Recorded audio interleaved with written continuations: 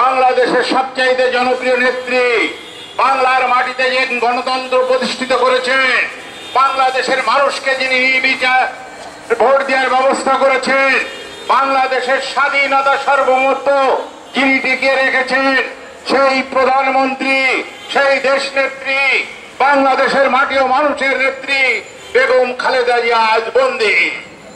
কেন? এটা বর্তমান সরকারের রাজনৈতিক প্রতিহিংসার জন্য। আমরা অনতি বিলম্বে খালেদা জিয়ার মুক্তি চাই। আর খালেদা জিয়াকে যদি মুক্তি না দেওয়া হয়, তাহলে বাংলাদেশের মানুষ এমন খেলাপি সমস্ত আইনের আওতায় আনা হবে এবং তাদের বিচার আমরা করবই। সংগ্রামী ভাইয়ের আমার, বাংলাদেশ এখন নামে মাত্র স্বাধীন রাষ্ট্র, কিন্তু আসলে লড়ছে। আপনারা যত বড়ই রাষ্ট্র হন, আপনারা নেপালকে রাখতে পারেন নাই, আপনারা ভুটানকে রাখতে পারেন নাই, আমরা মালদ্বীপের সাথে আপনাদের সম্পর্ক নাই, আপনাদের সাথে শ্রীলঙ্কার সম্পর্ক নাই। ঠিক বাংলাদেশের সাথে সেই অবস্থা হবে।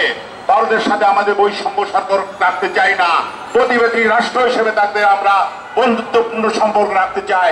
কিন্তু ভারত আমাদের সাথে যদি দাদাগিরি করে, সে দাদাগিরি করলে আমরা বাংলাদেশের মানুষ মেনে নেবে না। সর্বশেষ আমরা মিছিলে যাব এবং আমরা এই বলে দিতে চাই, বাংলাদেশে খালেদা জিয়াকে অনবরত মুক্তি করুন, নাহলে আমরা আরো যোদ্ধার থেকে আন্দোলন আরো জোরদার হবে। খোদা হাফেজ। বাংলাদেশ জিন্দাবাদ।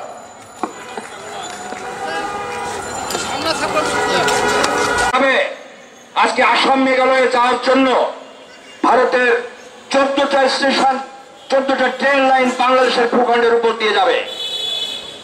আজকে ট্রানজিট শুধু নয়, ট্রান্সশিপমেন্ট শুধু নয়, এখন এই ভারতীয় রেলপথ দিয়ে যদি ভারতীয় সেনাবাহিনী যায়, যদি ভারতীয় সমরাস্ত্র যাতায়াত করে বাংলাদেশের উপর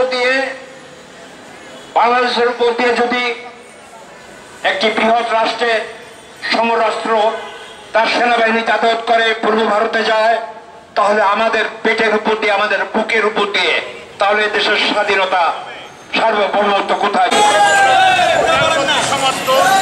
আছে